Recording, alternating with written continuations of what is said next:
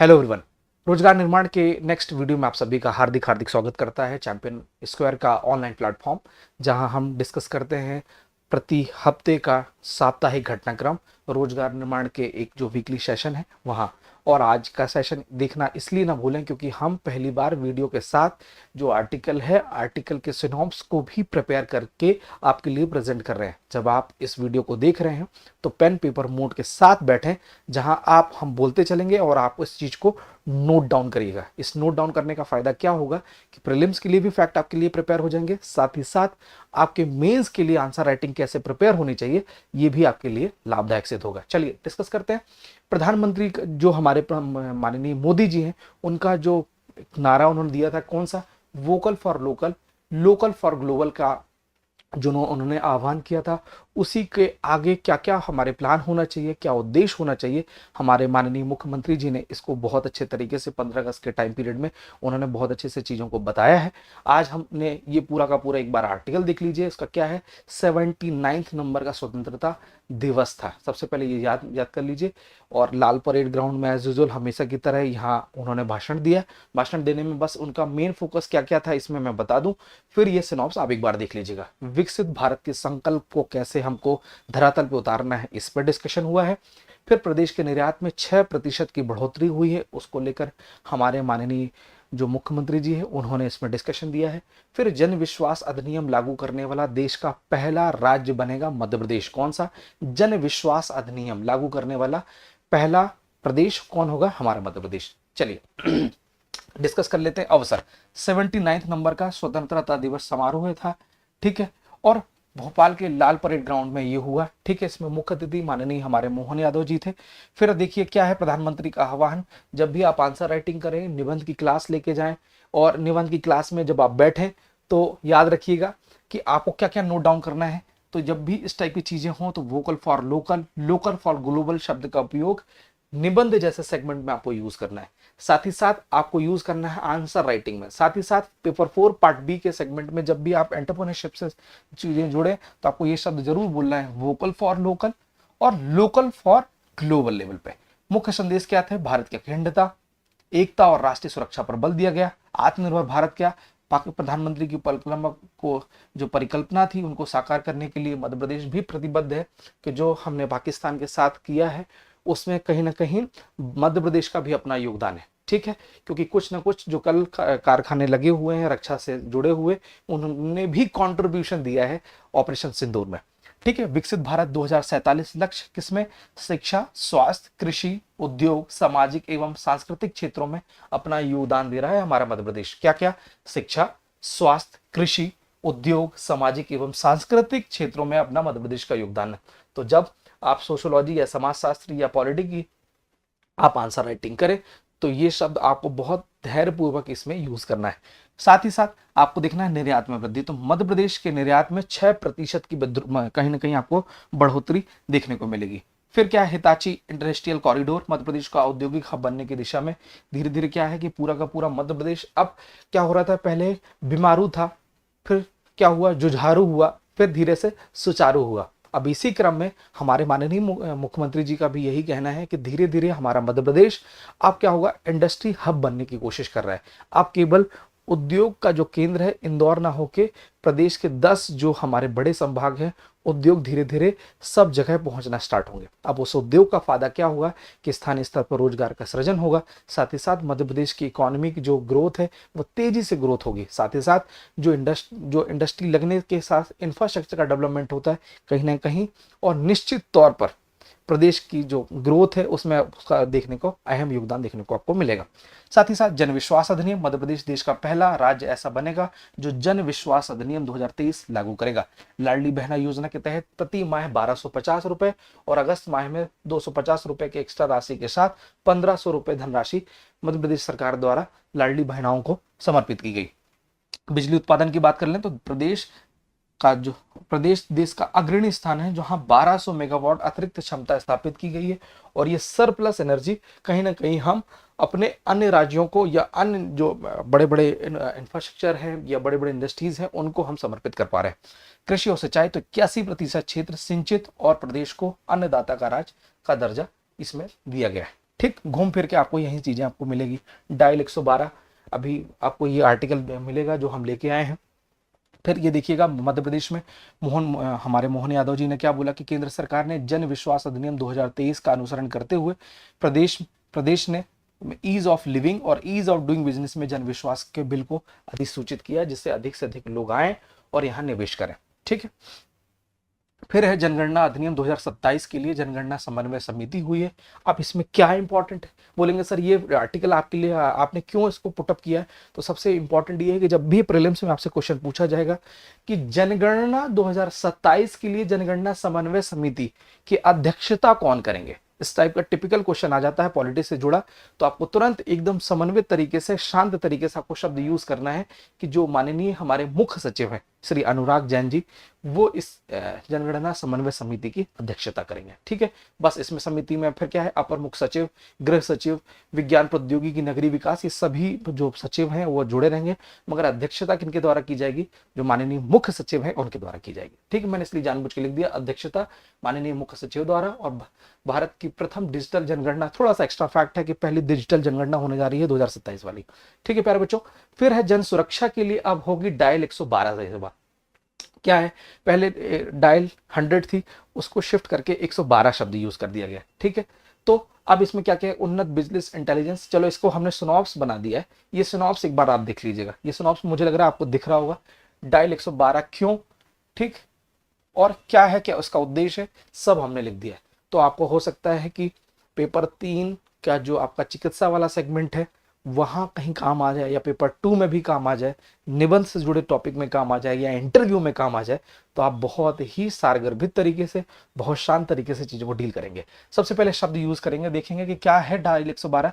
तो मध्य प्रदेश में जन सुरक्षा हेतु अब डायल 112 को एकल एजेंसी आधारित सेवा बनाया गया है।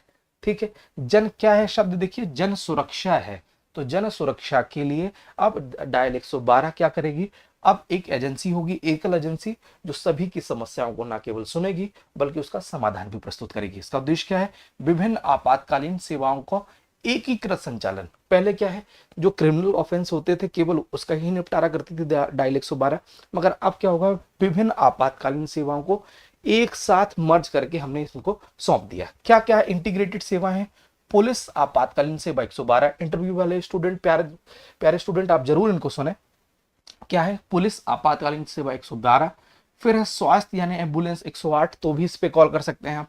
अग्निशमन सेवा 101, तो भी आप कॉल कर सकते हैं, इसी के साथ मिला हुआ। महिला हेल्पलाइन नंबर क्या है, 1090, ये याद रखिए। सभी महिलाएं जो आपको कहीं ना कहीं हो सकता है कि सेफ्टी के लिए नंबर रखना पड़ेगा, कोई अगर इस बीच में आपसे कोई बदतमीजी से बात कर रहा है, छेड़खानी कर रहा है, तुरंत आपको तुरंत 1090 पे कॉल करना है। फिर चाइल्ड हेल्पलाइन, वो बच्चे जो क्लासरूम की प्रोग्राम देख रहे हो और एमपीपीएससी से हट के भी ये वीडियो देख रहे हैं, तो उनके लिए क्या है कि चाइल्ड हेल्पलाइन नंबर 1098 पे आप कॉल करेंगे। नेशनल साइबर क्राइम हेल्पलाइन, अभी इंटरव्यू में भी पूछा जा रहा है कि national cyber helpline number, crime helpline कौन सा नंबर है, जिसमें अमिताभ बच्चन जी का फोन जब सुबह सुबह करते थे तो अमिताभ बच्चन जी की आवाज आती थी डायलर टोन में, वही नंबर है ये 1930 1930। रेल मदद के लिए 139, रोड एक्सीडेंट, अगर रोड में एक्सीडेंट हो जा रहा है तो 1099। महिलाओं के लिए कौन सा था, चाइल्ड हेल्पलाइन के लिए 1098, रोड एक्सीडेंट 1099, महिलाओं के लिए 1090। ठीक है, राज्य प्राकृतिक आपदा प्रबंधन स्टेट डिजास्टर मैनेजमेंट जो अथॉरिटी है 1079। फिर दोस्तों क्या है इसका लाभ, तो विभिन्न एजेंसियों का एक नंबर 112 से एकीकरण हो गया है।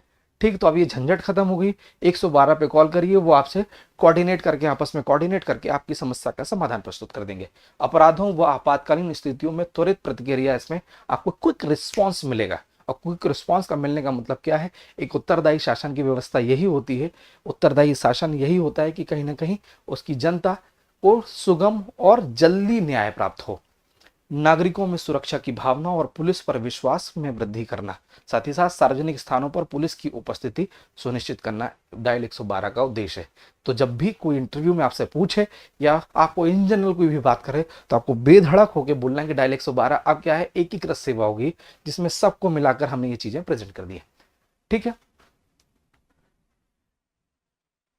फिर ये देख लीजिएगा, आपको ये सब कुछ आपको मिल जाएगा।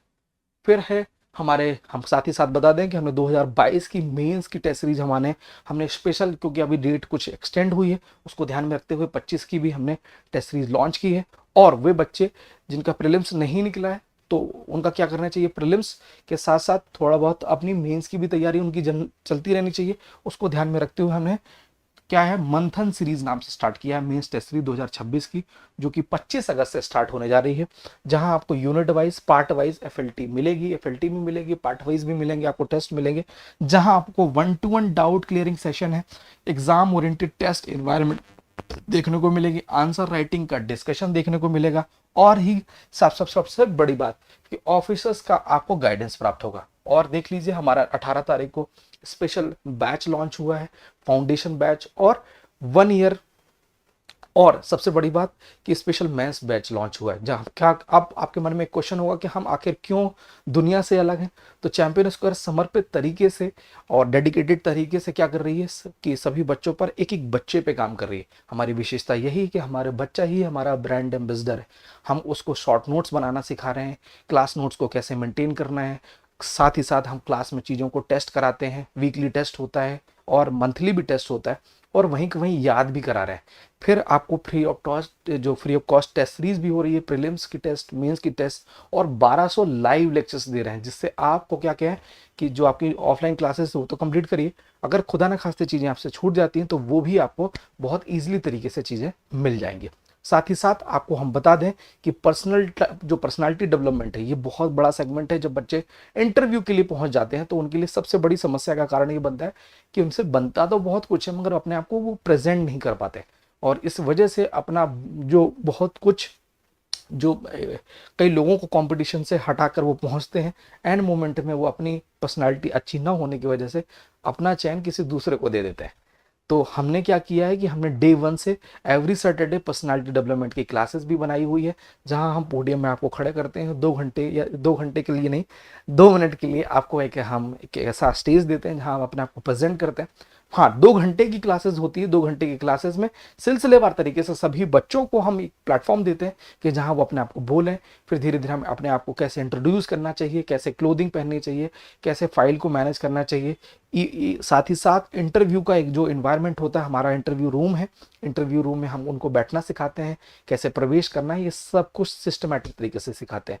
तो वे बच्चे और वे सभी लोग जो इस वीडियो को देख रहे हैं, अपने प्रियतम जितने भी खास लोग हों जो एमपीपीएससी सेगमेंट से जुड़ना चाहते हैं, तो एक बार चैंपियन स्क्वायर जरूर उनको भेजें, एटलीस्ट 3 दिन का डेमो जरूर लें, जिससे वो हम जो अपने कमिटमेंट जो हमने किया है इतनी आत्मविश्वास के साथ वो पूरा कर रहे हैं या नहीं कर रहे हैं, आप जरूर इस चीज़ को फील कर पाएंगे कि हम निश्चित तौर पे हम सबसे बेहतर कर रहे हैं। ठीक है, चलिए आगे बढ़ते हैं। मध्य प्रदेश में 99 लाख से अधिक विद्यार्थियों के बने हैं अपार आईडी। अब हमको ये पूरी की पूरी जो सेगमेंट है, हमने इसको सिनॉप्स बना के आपको प्रेजेंट कर दिया है। अपार क्या है, तो automated permanent academic accounting registry है। आपसे अपार का ही फुल फॉर्म पूछ लिया जाएगा, और प्रीलिम्स में जब आपसे अपार का फुल फॉर्म पूछेंगे तो आपके आप हाथ पांव फूल जाएंगे। मुझे लगता है आपके हाथ पांव फूलने से बचाने के लिए चैंपियन स्क्वायर क्या कर रहा है कि अब जो पूरा रोजगार निर्माण है उसका सिनॉप्स बना के दे रहा है। तो क्या है, मध्य प्रदेश में अपार आईडी आरंभकर्ता केंद्रीय शिक्षा मंत्रालय के ने हम डायरेक्शन दिया, और उन्हीं को ध्यान में रखते हुए हमने चीजों का स्टार्ट किया। तो देश क्या है, प्रत्येक विद्यार्थियों को 1 नेशन 1 स्टूडेंट आईडी प्रदान करना, 1 नेशन 1 स्टूडेंट आईडी। ठीक है, अब तक की उपलब्धि क्या है, 99 लाख से अधिक उसमें सभी छात्रों को अपार आईडी मिल चुकी है। साथ ही साथ विद्यार्थियों को लाइफ टाइम आईडी दी जाएगी, शिक्षा का पूरा रिकॉर्ड मिलेगा, और प्राथमिक से लेकर उच्च शिक्षा तक का उनकी ग्रेडिंग कैसी है, कितने मार्क्स है, उनमें क्या क्या लूप होल्स है, ये सब चीजें इसमें डिस्कस किया जाएगी। शिक्षक शैक्षिक प्रगति और उपलब्धियों का इसमें ट्रैकिंग टूल भी दिया जाएगा। साथ ही साथ क्रियान्वयन क्या है, जिला शिक्षा अधिकारियों को नोडल एजेंसी इसमें अधिकार, अब जिसे हो सकता है आपसे पूछ लिया जाए कि जो अपार आईडी है उसको इम्प्लीमेंटेशन करने के लिए किसको आपको अथॉरिटी बनाया गया है, तो जिला शिक्षा अधिकारियों को नोडल अधिकारी के तौर पर नियुक्त किया गया है। प्रत्येक विद्यालय से शिक्षकों की जिम्मेदारी तय की जाएगी कि आपको कैसे चीजों को इम्प्लीमेंट करना है। शैक्षिक स्थिति क्या है, राष्ट्रीय औसत अभी इसका कितना हो गया, 56%। मध्य प्रदेश में 65% से अधिक हमने अपार आईडी धीरे धीरे अपने बनाने की पहुंच चुके हैं। फिर लाभ क्या है, छात्रों का शैक्षिक डेटा का डिजिटलाइजेशन हो जाएगा कि कोई व्यक्ति कितना तेजी से पढ़ रहा है, क्या क्या उसका एकेडमिक डेटा है, ये सब कुछ आपको मिलेगा। फिर ट्रांसफर या एडमिशन में आसानी हो जाएगी, क्योंकि एकल डेटा है तो एक जगह से दूसरी जगह बच्चा कोई ट्रांसफर हो जाता है, जैसे केंद्रीय कर्मचारी हैं या शासकीय कर्मचारी हैं, तो एक जगह से दूसरी जगह ट्रांसफर की एक प्रॉब्लम होती है, तो ये प्रॉब्लम आप धीरे से सॉल्व हो जाएगी। स्कॉलरशिप एवं अन्य लाभ सीधा ट्रैक हो जाएगा कि एक व्यक्ति दो दो जगह से स्कॉलरशिप तो नहीं ले रहा, होता है कोई बच्चे दो दो जगह से लाभ ले लेते हैं, तो ठीक है। ये आपका सिनॉप्स है। बस अपार आईडी का फुल फॉर्म देख लीजिएगा, automated permanent academic account registry. ठीक है गाइस, तो ये अगर आपके लिए, अगर आप इस तरीके से आप पढ़ेंगे तो निश्चित तौर पे आप बहुत अच्छा कार्य करने जा रहे हैं। चलिए फिर है फैक्ट फाइल है, एक बगिया माँ के नाम, स्वयं सहायता समूह की महिलाओं को आर्थिक रूप से समृद्ध बनाने की एक ये पहल है, एक बगिया माँ के नाम। इसमें क्या है, मध्य प्रदेश सरकार स्वयं सहायता समूह की महिलाओं को प्रदेश सरकार क्या कर रही है, आर्थिक रूप से सशक्त बना रही है। स्वयं सहायता समूह की 16,000 से अधिक महिलाओं को बगिया लगाने के लिए प्रोत्साहित किया गया है। फिर 15 अगस्त से प्रारंभ हुआ पौधा लगाने का कार्य, याद रखिएगा कि 15 अगस्त से प्रारंभ ये हुआ है एक बगिया माँ के नाम। पंजीयन एक बगिया माँ के नाम ऐप जो है उसके माध्यम से होगा। 31,000 महिलाओं को लाभ प्राप्त हो चुका, 30 लाख से अधिक फलदार पौधे इसमें लगाए जाएंगे। फिर पहली बार आधुनिक तकनीक से पंजीयन हुआ। साथ ही साथ हितग्राहियों के चयन में देवास, खंडवा, बैतूल, सिंगरौली, शिवपुरी, झाबुआ, रायसेन, अशोकनगर जिला इसमें तेजी से आगे बढ़ रहे हैं। अब ये पूरे के पूरे ये जो ज्ञान है इसको हमने सिनॉप्स बना के इस पे उतार दिया। आप एक नजर देख लेते हैं, शॉर्ट पॉइंट्स क्या है। उद्देश्य महिलाओं को स्वावलंबी एवं आर्थिक रूप से सशक्त बनाना। प्यारे बच्चों में इसमें पेन इसलिए नहीं चला रहा क्योंकि ये ऑलरेडी चीजें सिस्टमैटिक बना दी है मैंने। अब इसमें रेड पेन लगा लगा के बार बार घुमाने का कोई मतलब नहीं। चैंपियन इसीलिए इंपॉर्टेंट है, इसीलिए चैंपियन अन्य से अलग हो रहा है। ये चैंपियन बोलने के लिए नहीं, चैंपियन करके दिखाता है। तो क्या उद्देश्य है, महिलाओं को स्वावलंबी आर्थिक रूप से सशक्त बनाना। लाभार्थी क्या है, प्रदेश की 16 लाख से अधिक महिलाओं को हमने इसमें तेजी से लाभार्थी के लिए बनाया। फिर सुविधा क्या, पौधारोपण कार्य हेतु बीज, पौधे, खाद, गोबर आदि उपलब्ध कराना। फिर है राशि वितरण, प्रत्येक समूह को 50,000 रुपए तक की राशि प्रदान की जाएगी। साथ ही साथ एमपी सीड्स सेट्स, तो एमपी SEDC के नाम से एक बगिया के नाम से एक पोर्टल जारी किया गया है। साथ ही तकनीक का उपयोग, पहली बार आधुनिक तकनीक का उसमें पौधे रोपण, जो भी मॉडर्न टेक्नोलॉजी इसमें उपयोग किया जा रहा है, जिसमें पौधा बहुत अच्छे से और लॉन्ग टाइम के लिए पौधे आपको देखने को मिलेंगे। कवर कौन कौन से हो रहे हैं, तो उज्जैन, खंडवा, बैतूल, छिंदवाड़ा, शाजापुर, रायसेन। ठीक है, अगेन देख रहे हैं, उज्जैन, खंडवा, बैतूल, छिंदवाड़ा, उज्जैन खंडवा एक साथ, बैतूल छिंदवाड़ा एक तरफ, शाजापुर, रायसेन अलग अलग। ठीक है, लाभार्थी 31,000 महिलाओं को सीधे लाभ पाएंगी। फलदार पौधे 30 लाख हमने डिस्कशन किया था। सड़क किनारे हरियाली, और एक सेकंड रुकिएगा, फिर है विशेष तकनीक क्या है, ड्रिप, स्प्रिंकलर, इरिगेशन और ड्रोन टेक्नोलॉजी का इसमें उपयोग करेंगे, और ना केवल उपयोग करेंगे बल्कि इसमें निगरानी भी करने को मिलेगा। ठीक है, ड्रिप, स्प्रिंकलर और ड्रोन टेक्नोलॉजी का इसमें महिलाओं के द्वारा इसमें आपको चीजें को देखने को मिलेंगे। फिर क्या है, JD वेंस, ये जो हमारे उप राष्ट्रपति हैं, कहाँ के, अमेरिका के, तो देख लीजिए क्या है, अमेरिकी उपराष्ट्रपति JD वेंस 2028 में अमेरिकी राष्ट्रपति डोनाल्ड ट्रंप के उत्तराधिकारी होंगे। यानी कि अमेरिकी जो हमारे राष्ट्रपति जी हैं डोनाल्ड ट्रंप ने, उन्होंने अनाउंसमेंट कर दिया कि अब मेरा जो अगला उत्तराधिकारी होंगे JD वेंस होंगे। अब आपके पास एक क्वेश्चन होगा कि भैया ये पार्टी कौन सी है, तो रिपब्लिकन पार्टी है, ये आपको ध्यान रखना है। ठीक, आपको बस और ज्यादा कुछ सोचने की जरूरत नहीं। 28 JD वेंस उपराष्ट्रपति, हो सकता है इंटरव्यू में आपसे पूछ ले, ठीक, इसलिए इसका सुनाव बनाने की जरूरत नहीं पड़ी। फिर राज राजन विक्रम साराभाई अंतरिक्ष केंद्र के निदेशक बन गए हैं। केंद्र सरकार ने भारतीय अंतरिक्ष अनुसंधान संगठन इसरो के वरिष्ठ वैज्ञानिक राज राजन को विक्रम साराभाई अंतरिक्ष केंद्र का यानी VSSC का निर्देशक नियुक्त कर दिया गया है। ठीक है, बस एक नजर देख लेना है क्या है इसरो की। अब इस नजर में क्या हो, हमें को सब कुछ तो पढ़ लिया, सारा भाई पढ़ लेंगे, सब कुछ पढ़ लेंगे, पता चला तो इसरो ही साफ हो गया। तो आपके लिए जो यूनिट 7 है, मुझे लगता है यूनिट 7 का ही पार्ट है ये, तो यूनिट 7 में आपको ये काम हो सकता है यूनिट 9 में भी आ जाए, बट यूनिट 7 में ज़्यादा इंपॉर्टेंट होगा। तो आपको देखना है इसरो की शॉर्ट हिस्ट्री। तो 1969 में विक्रम साराभाई द्वारा इसरो की स्थापना की गई, मुख्यालय बेंगलुरु है। भारत को अंतरिक्ष अनुसंधान एवं प्रशिक्षण के क्षेत्र में आत्मनिर्भर बनाना इसरो का और साराभाई जी का उद्देश्य था। फिर 1975 में पहली बार इसरो के द्वारा पहला उपग्रह आर्यभट्ट लॉन्च किया गया। फिर आप देखेंगे कि 1980 में 1980 में आपको क्या मिलेगा, रोहिणी उपग्रह PSLV प्रक्षेपित किया जाएगा, जहां प्रक्षेपित किया पोलर सैटेलाइट लॉन्चिंग व्हीकल। ठीक है, रोहिणी उपग्रह किसके द्वारा, PSLV से प्रक्षेपित किया जाएगा। 2008 में चंद्रयान 1 यानी चंद्रमा पर पानी के अंश की खोज की जाएगी, जहां कुछ चीजें आप हद तक आपको मिलेगी भी नहीं और कुछ नहीं भी मिलती कभी कभी। 2014 में कभी, क्योंकि हर प्रयास आपका सफल हो जाए ये तय नहीं होता, क्योंकि ईश्वर कई बार आपसे परीक्षा भी लेता है। ठीक है, मगर परीक्षा का सबसे सुखद परिणाम मंगलयान देखने को मिला। मास ऑर्बिट मिशन मॉम, मंगल की कक्षा में पहुंचने वाला पहला एशियाई देश बना भारत, है ना। और कहते हैं कि तत्कालीन हमारे उस टाइम पीरियड में प्रधानमंत्री हमारे मोदी जी का कहना था कि ऑटो से कम रेट पर हमारा मंगल मिशन मंगल ग्रह पर पहुंचा, 7 रुपए प्रति किलोमीटर के हिसाब से वो पहुंचा था।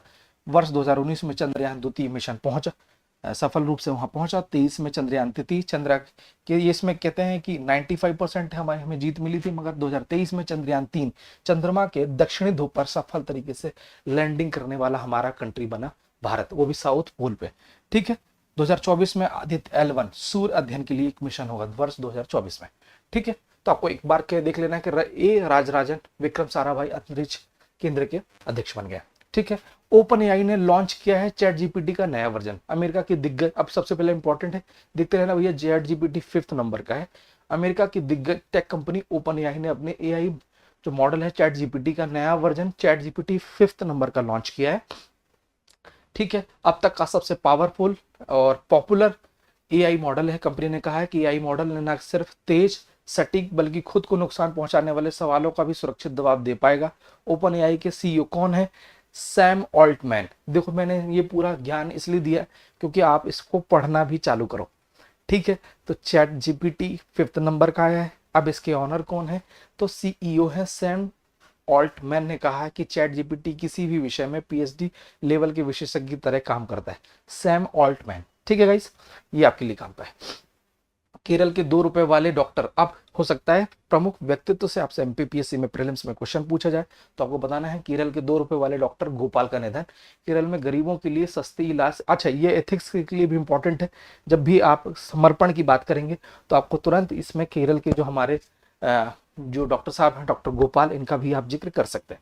देखिए क्या है, डॉक्टर AK राहुल गोपाल ने 80 वर्ष की आयु में निधन हो गया और इन्होंने बेहद कम शुल्क में ये सेवा प्रदान करते थे। बस आपको ये काम की चीज है। प्रधानमंत्री करेंगे मध्य प्रदेश में देश के पहले पीएम मित्र पार्क का भूमि पूजन। पीएम मित्र पार्क क्या है भैया, टेक्सटाइल का एक पूरा हब बनाना है।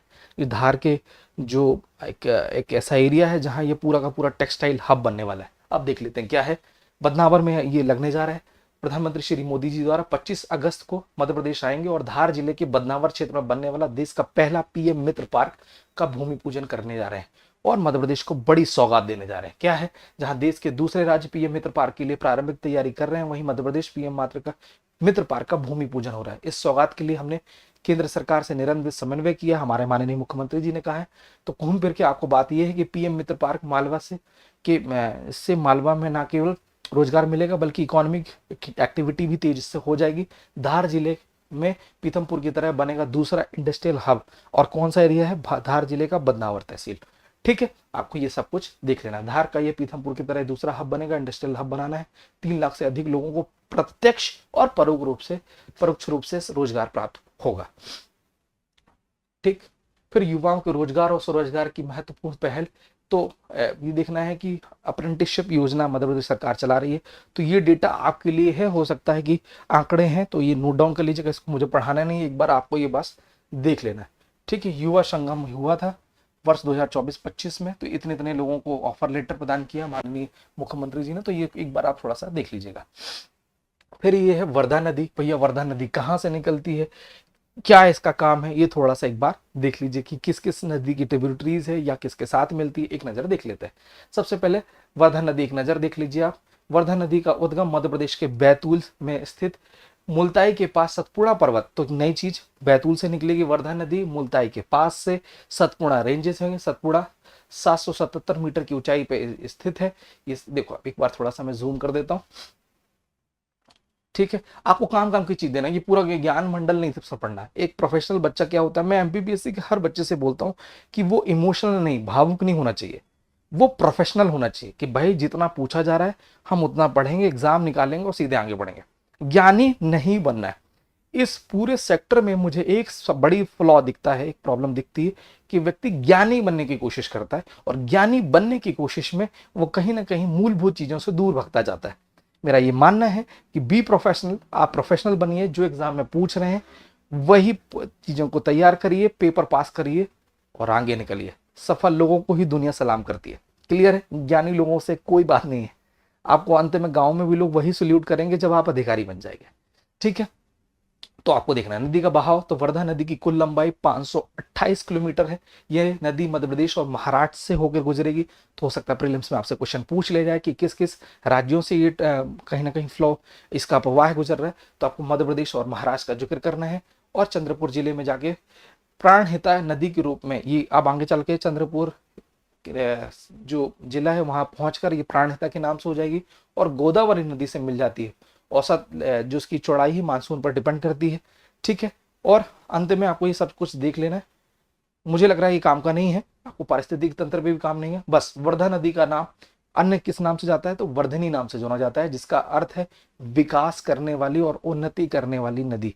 ठीक है, अब थोड़ा सा वर्धा नदी इंटरव्यू के लिए इंपॉर्टेंट है, जो बैतूल से आते हैं तो देख लो एक बार, इसको पढ़ लो। क्या है वर्धा नदी का उल्लेख? महात्मा गांधी के जीवन से भी देखने को मिलता है। क्या मिलता है? तो महाराष्ट्र में वर्धा शहर में स्थित सेवाग्राम आश्रम, सेवाग्राम आश्रम महात्मा गांधी से जुड़ा हुआ है। तो सेवाग्राम आश्रम के पास से बहने वाली वर्धा नदी गांधी जी के शांति, तप और ग्रामोदय भाव की साक्षी रही है। गांधी का चिंतन और नदी की शांति दोनों का संयोजन सेवाग्राम में आपको देखने को मिलता है। ठीक है, तो गांधी जी ने यहाँ ग्राम स्वराज का सपना देखा था वर्धा नदी में। ठीक है, जिसमें जल, जंगल और जमीन की आत्मनिर्भरता सर्वोच्च थी। वर्धा नदी उस आत्मनिर्भरता का जल का स्रोत बनी। ठीक है, ठीक है गाइस, पर्यटन के लिए समृद्ध रूप से है बैतूल में। ये बहुत आपको बड़ी रमणीय तरीके से चीजें आपको देखने को मिलेंगी। ये सब पूरा ज्ञान वंचन किया गया है, आपको कोई काम का नहीं है, बस आपको ये सब चीजें एक बार मेंशन करना है। ठीक है गाइस, तो इसको आपको एक बार देख लेना है। बस मेरे लिए जो काम की चीज थी मैंने उसमें मेंशन कर दिया है, एक बार आप उसको देख लीजिएगा। पीडीएफ आपको ये ग्रुप के साथ मिल जाएगा, तो ये आपको देख लेना है। शुभमन गिल बने चुने गए सर्वश्रेष्ठ खिलाड़ियों में से। ICC player of the month अभी घोषित हुआ है। शुभमन गिल 4 बार ICC player of the month जीतने वाले पहले पुरुष बन चुके हैं। फिर देखिए महिला वर्ग में ऑस्ट्रेलियन के प्ले गार्डनर और वेस्ट इंडीज की कप्तान हैली मैथ्यूज भी 4 बार अवार्ड ये जीत चुकी है। बस काम की चीज ये है कि आपको एक बार इसको देख लेना है, ज्यादा आपको इसमें इमोशनल नहीं बनना। काम की चीज है कि अगर कोई इंटरव्यू में आपसे पूछते हैं और आपको बताना पड़ेगा कि भैया मेरा अगर क्रिकेट में हॉबी है, तो अगर किसी ने रिसेंट में पूछ लिया तो आपको ये बताना है। प्रीलिम्स में पूछा जाए कि प्रीलिम्स में ICC player of the month कौन है, तो शुभमन गिल। वैसे क्वेश्चन आएगा नहीं। ठीक है,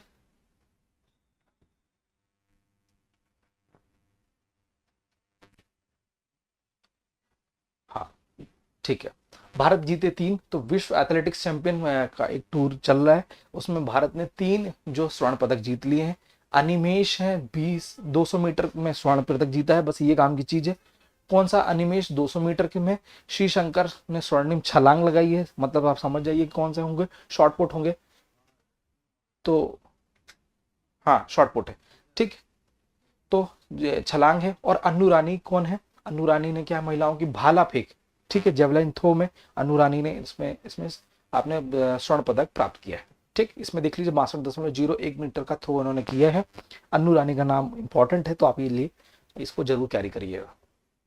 फिर है हमारा जो 79 नंबर का स्वतंत्रता दिवस था, उसमें एक स्पीच थी, समग्र आर्थिक विकास के बल पर भारत बनेगा वर्ष 2047 तक विकसित अर्थव्यवस्था। और इस मार्ग में तेजी से अग्रसर है हमारा भारत। तो इस पे स्पेशल स्पीच हुई हमारी माननीय जो राष्ट्रपति महोदय हैं द्रौपदी मुर्मू जी, उनके द्वारा ये 4 फैक्टर पे बात की गई। संविधान में 4 मूल्यों का उन्होंने उल्लेख किया। कौन कौन से मूल्य हैं, इंटरव्यू में भी आ सकते हैं। तो ये है पहला, न्याय, स्वतंत्रता, समता और बंधुता। ठीक है, न्याय, समता, ठीक, स्वतंत्रता और बंधुता, इसका जिक्र किया है। अर्थव्यवस्था में सबसे तेजी से बढ़ने वाला देश है। 6.5% की जो ग्रोथ से भारत तेजी से बढ़ रहा है। न केवल पूरे विश्व में भारत का नाम बढ़ रहा है, बल्कि वो तीसरी और चौथी पोजीशन पे तो पहुंच गए हैं, 3rd पोजीशन पे पहुंचने की कगार पे। ठीक है, और ऐतिहासिक माइलस्टोन इस पे थोड़ा सा जिक्र किया गया। स्वास्थ्य सेवा में आयुष्मान भारत भारत ने तेजी से लोगों के लिए स्वास्थ्य के सेक्टर में बहुत बड़ा अपना अपना कहीं ना कहीं सहयोग प्रदान किया है और 55 करोड़ से ज़्यादा अधिक लोगों कहीं ना कहीं आयुष्मान भारत की योजनाओं से लाभ प्राप्त कर रहे हैं। विकसित अर्थव्यवस्था बनने के मार्ग में अग्रसर सामाजिक क्षेत्र में किए गए प्रयासों से संवर्धित समग्र आर्थिक विकास के बल पर भारत 2047 तक एक विकसित अर्थव्यवस्था बनेगा।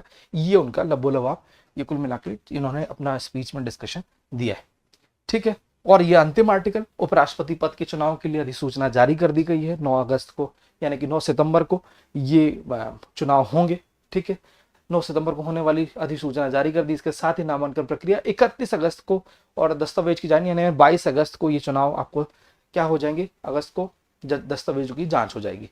थोड़ा सा एक फंबल हो गया था, कोई दिक्कत नहीं है, इसको तो आप सुधार के कर लीजिएगा कि 9 अगस्त को होने वाले चुनाव की अधिसूचना जारी हुई थी, 22 अगस्त को दस्तावेज की जांच हो जाएगी। अब क्या होगा, हम इसको प्रोसेस देख लेते हैं।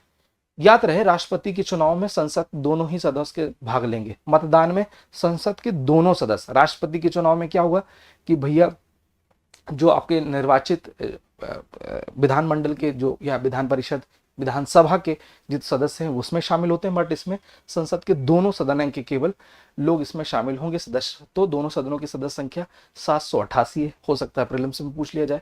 और इसका मतलब यह है कि जीतने वाले उम्मीदवार को 394 मत प्राप्त करना होंगे, बशर्ते सभी पात्र मतदाता अपने मताधिकार का इस्तेमाल करें। उपराष्ट्रपति पद के लिए एक ऐसे व्यक्ति, अभी क्या क्या उनकी योग्यता होगी देख लीजिए, निर्वाचित किया जा सकता है जो भारत का नागरिक हो, जो 35 वर्ष की आयु पूर्ण कर चुका हो और राज्यसभा के सदस्य के रूप में निर्वाचित होने की योग्यता रखता हो। लाभ का पद है उसने प्राप्त ना कर रखा हो एकदम। जो अगर इस तरीके से सभी योजना जो योग्यताएं अगर वो फुलफिल करते हैं तो ये राष्ट्रपति उपराष्ट्रपति बनने के लिए एकदम हकदार होंगे और वो कहीं ना कहीं इस जो चुनाव है उसमें शामिल हो पाएंगे। तो ये वीडियो आपको कैसा लगा ये कमेंट करके जरूर बताइए। साथ ही साथ मेरा आपको निवेदन है, आपको रिक्वेस्ट है कि जब भी ये वीडियो देखें तो पेन आप जरूर चलाएं, पेन पेपर मोड में आप बैठें, आपको निश्चित तौर पर कुछ ना कुछ आपको अच्छा मिलेगा। मिलते रहेंगे इसी प्रकार की वीडियो में, और चैंपियन स्क्वायर के यूट्यूब चैनल को सब्सक्राइब करिए, लाइक करिए और कुछ ना कुछ कमेंट करिए, जिससे हम क्या आपके लिए अच्छा बेटर कर सकते हैं, निश्चित तौर पर हम आपका साथ देंगे। मिलेंगे नेक्स्ट वीडियो में, तब तक के लिए स्टे ट्यून। जय हिंद, जय भारत।